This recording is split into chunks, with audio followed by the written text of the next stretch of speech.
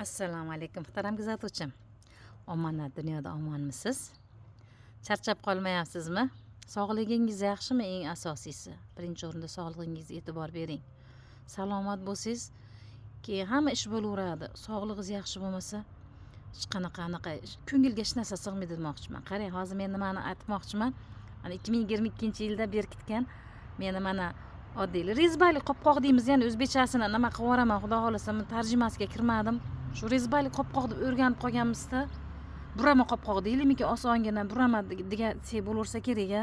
Endi buni yana bir yozib qo'yasizlar izohlarda. Komment yozib qo'ysalaring ham men ham xursand bo'laman. Men tashakkur etaman shu ketkazgan vaqtlaringga. Mana hozir men bekitgan tomatimda, bu tomat qanday aytaydimi? Biz shakarop deymiz-ku. Mana ittifoqda bankalarga berkitaman-da, mana sho'r qilib bekitib qo'yaman. Men haligi nimadan qo'rqaman, ishonasizmi, sok bekitamiz-ki, pomidorlardan. Sok bekitamiz yozda, pishiqchilikda. Men shu sokdan qo'rqaman. Hali botulizm bo'yicha bir meni yaqin bilgan odamlarim anaqa kasal bo'lganda, oilaviy, to'g'risi yomon kasal bo'lgan o'tganlari ham bor. Hali sog' qolgandan keyin ham uzoq yashamagan. Shuning uchun men ishonasizmi, kompotdan ham qo'rqaman.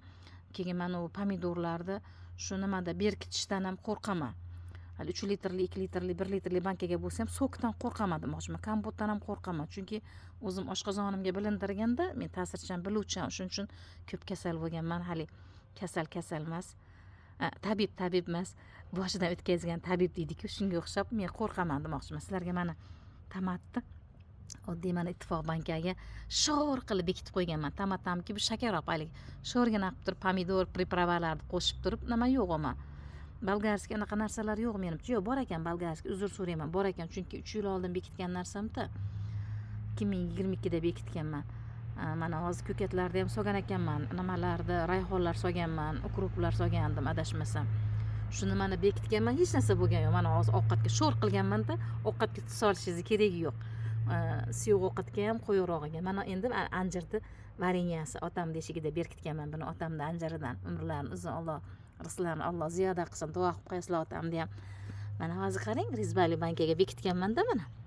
Anjir qo'g'irib turib, anaqa yaxshilab otam bilan birga qo'g'irishib yuborgan dadam. Shakarimga ham otam pul bergan. Berkitib olgan shuni, uvol bo'lmasa anjirlar deb. Mana yaxshilab bekitsangiz hech narsa bo'lmaydi. Hech narsa bo'lgan yo'q, aynigan yo'q.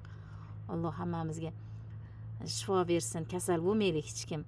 Xayrli, baraka bersin. Yegan ichgan, to'kilgan, shashilganlarimiz savobi umidvorlarimizga baxshida etsin. Otamning umri uzun bo'lsin, rizqlarini Alloh ziyoda qilgin. Amin.